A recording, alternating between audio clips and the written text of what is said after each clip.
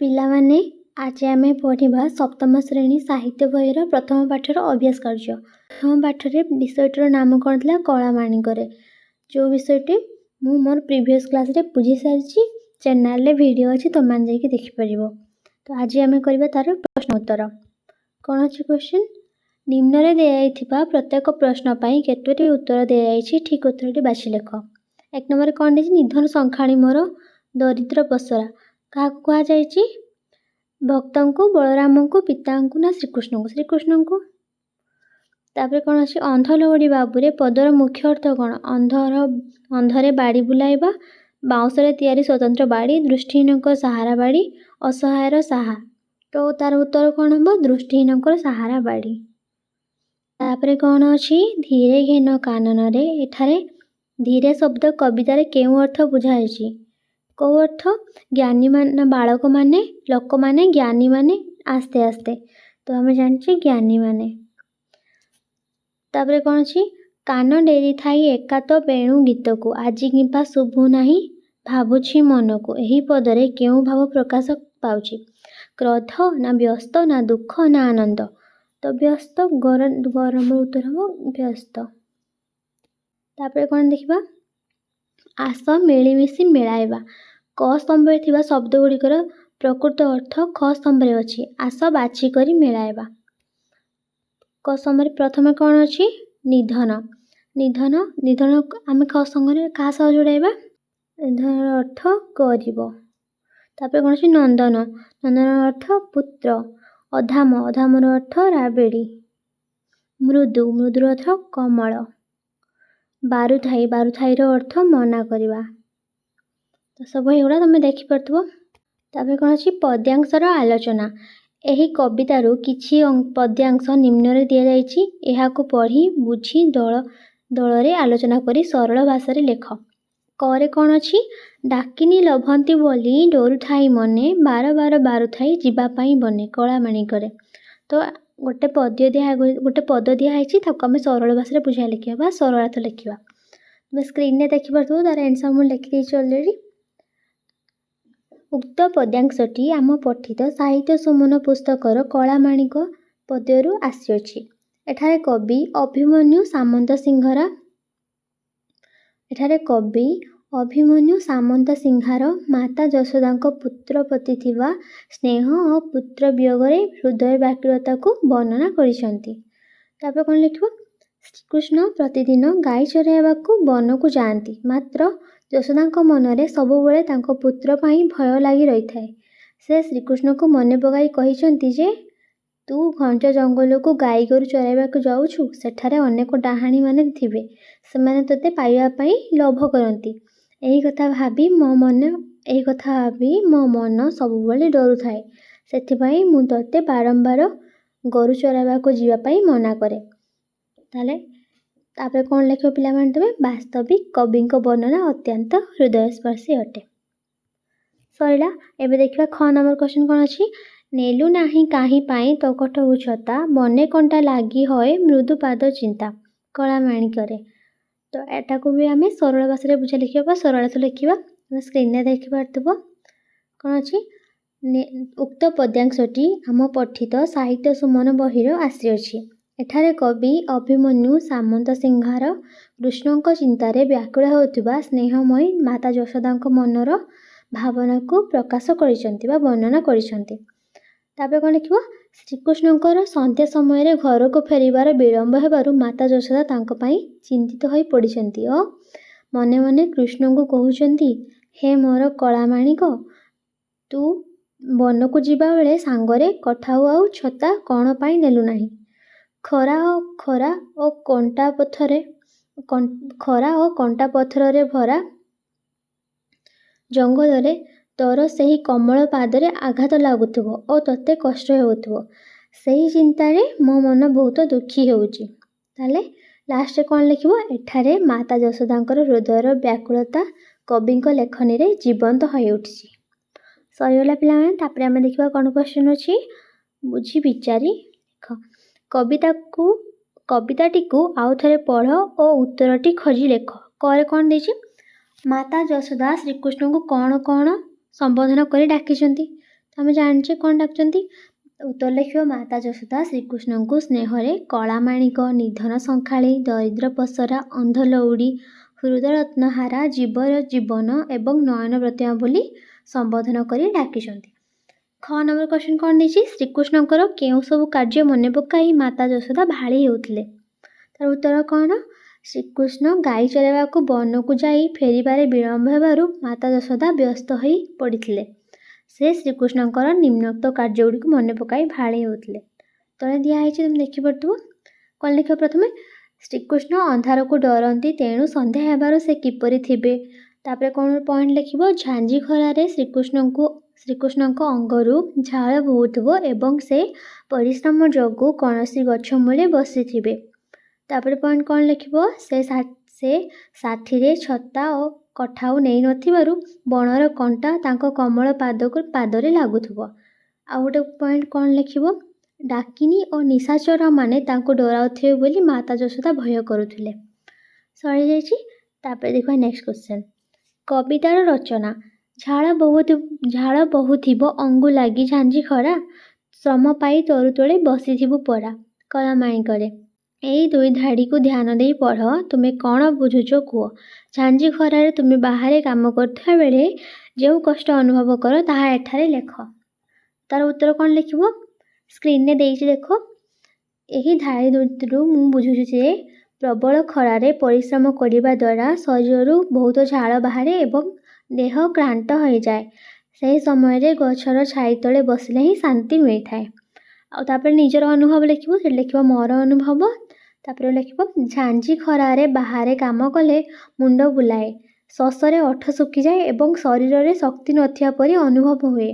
ସୂର୍ଯ୍ୟଙ୍କର ପ୍ରଖର କିରଣରେ ଚର୍ମ ପୋଡ଼ିଲା ପରି ଲାଗେ।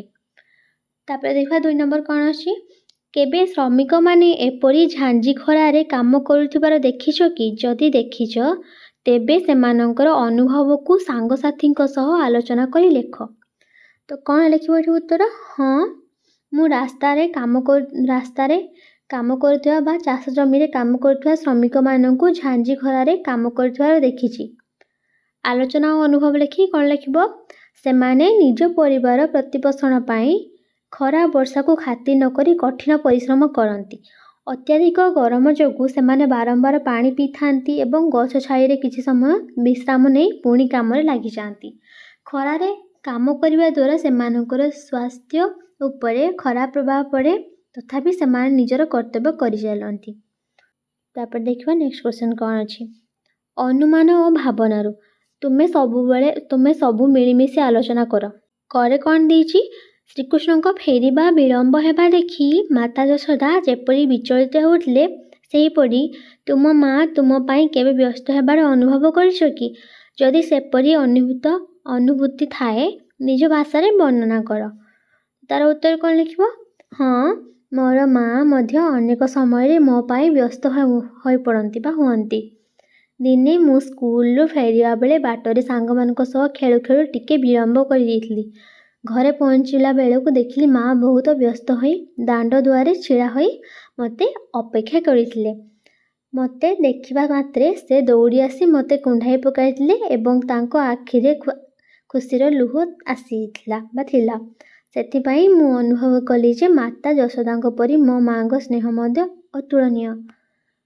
ଖରେ କ୍ୱେଶ୍ଚନ୍ କ'ଣ ଦେଖିବା, ଯଦି ତୁମକୁ ଶ୍ରୀକୃଷ୍ଣଙ୍କ ସହ କଥା ହେବାର ସୁଯୋଗ ମିଳନ୍ତା ତେବେ ତୁମେ ତାଙ୍କୁ କ'ଣ ପଚାରନ୍ତ। କ'ଣ ପଚାରନ୍ତ? ତୁମେ ପଚାରିବ, ଆପଣ ବଂଶୀ ଏତେ ସୁନ୍ଦର ଭାବରେ କିପରି ବଜାନ୍ତି? ଆଉ ଗୋଟେ କ'ଣ ପଚାରିବ, ଆପଣଙ୍କର ପିଲାଦିନର ସବୁଠାରୁ ପ୍ରିୟ ସାଙ୍ଗ କିଏ ଥିଲେ? ଆଉ କ'ଣ ପଚାରିବ, ଆପଣଙ୍କୁ ଲହୁଣୀ ଛଡ଼ା ଆଉ କେଉଁ ଖାଦ୍ୟ ଖାଇବାକୁ ଭଲ ଲାଗେ? ଆଉ ଲାଷ୍ଟରେ କ'ଣ ପଚାରିବ, ଆମେ ସବୁବେଳେ କିପରି ଖୁସି ରହିପାରିବୁ ଏବଂ ପାଠ ପଢ଼ାରେ ମନ ଦେଇପାରିବୁ?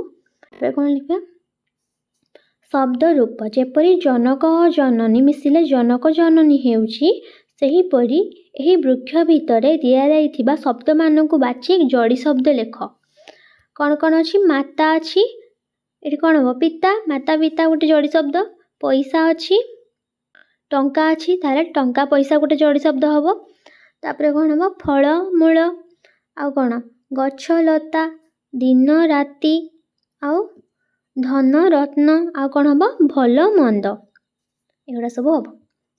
तापर 2 नंबर देखा नेक्स्ट क्वेश्चन कौन अच्छी शब्द सह शब्दर संपर्क श्रीकृष्ण सहित संपर्क थिबा शब्द गुड़िक मन पकाई जोड़ गोटे आमको दे श्रीकृष्ण सह कौ शब्दर संपर्क अच्छी बेणु देछि आउ 1 2 6 टी तुम बाछिकी लिख तुम मनरू बाछी लिख कौन कौन लिख बेणु देछि लिख मुरली मयूर चंद्रिका सुदर्शन गोपाल माखन राधा आउ द्वारका।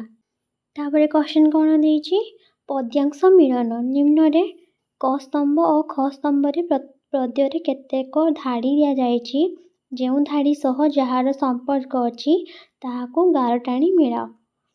क स्तंभ रे प्रथमे कौन अछि ताहले नेलु नाही काहे पाई तो कठौ छथा। तार ख स्तंभ रे उत्तर कौन हबो बने कंटा लागी होय मृदुपाद चिंता। वृद्ध काले तू मोहर एकई नंदन तार ख स्तंभ रे उत्तर कौन हबो हृद ताप विनाशने तुहरी चंदन। तापर कौन अच्छी डरू थाऊ अंधार को रखी जाऊ गोरु तापर तार ख स्तंभ उत्तर कौन हम जनक जननी सुख काहे पाई सारू।